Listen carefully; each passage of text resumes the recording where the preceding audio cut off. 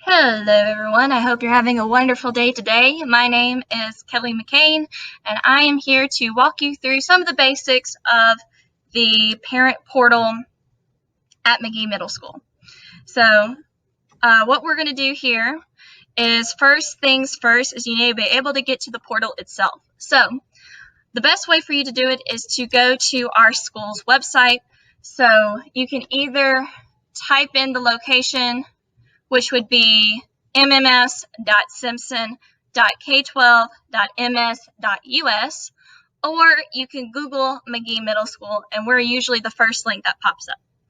Now, once you get to our homepage here, and you may have to click somewhere in order to say, like, click here to get to homepage, you should see at the bottom left of the page, or sometimes it's in the middle, you should see something that says PowerSchool Student Parent Portal.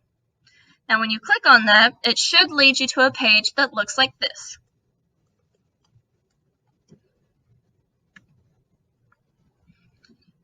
Now, this page is going to be where you sign in. So you'll type your username here and your password here.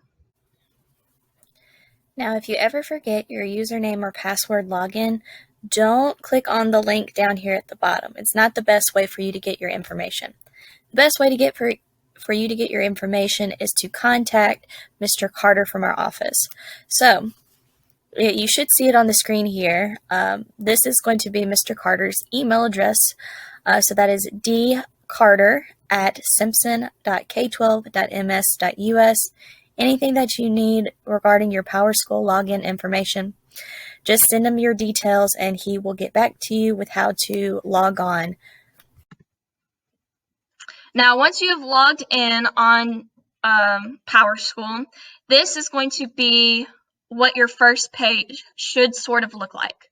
Now, as you can see here, I've blocked some of the information off here. That is just some names and grades in order to protect the student's privacy. But this is generally what your page is going to look like. Now, over here is where you're going to see the attendance for your child for last week and this week. Now, your attendance can come looking in a different forms. So you could have this blank square here, which means that they are present for the day. If there's not anything there, it automatically assumes that they're present. Now, if your child is virtual or has attended a Google Meet for that particular class, then they're considered distance learning present, which is represented with a DLP.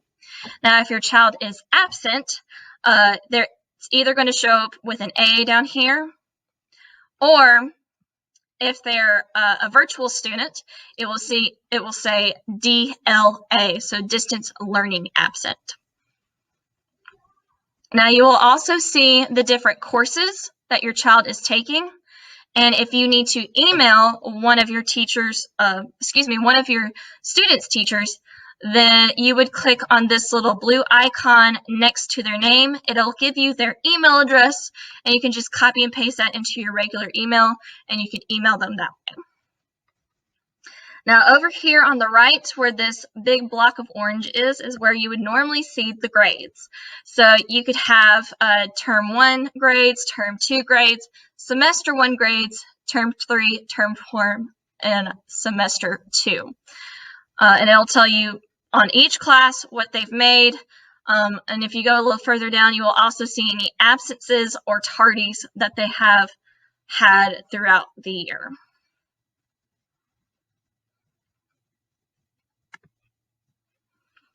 Now, you can also go over to the left here and click Missing Assignments. This will be a way for you to see if one of the teachers has marked an assignment as missing. It will pop up on the screen.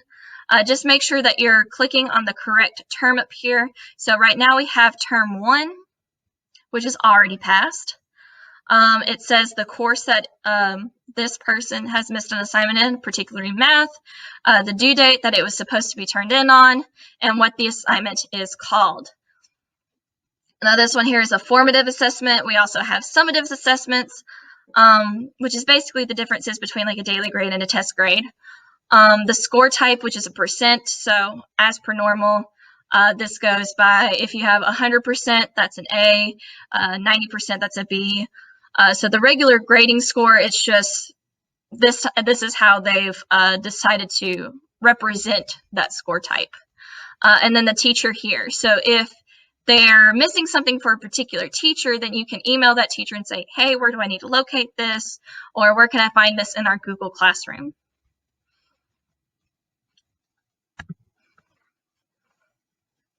All right, and if you click on class assignments, this will pop up. It won't have all the assignments at first. The first thing you need to do when you get to this page is click which term you would like to view.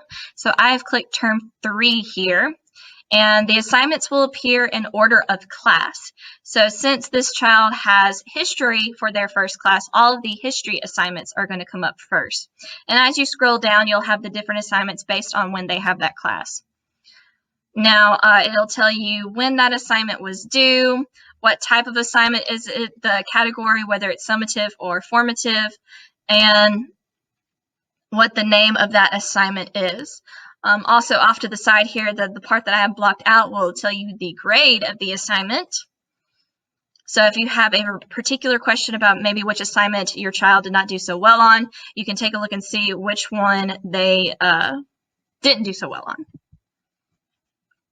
And that is everything that you need to know. But for one last time, if you ever have problems with your PowerSchool or your login information does not work, please contact Mr. Carter, and his email should be on the screen for you guys. So that's going to be dcarter@simpson.k12.ms.us.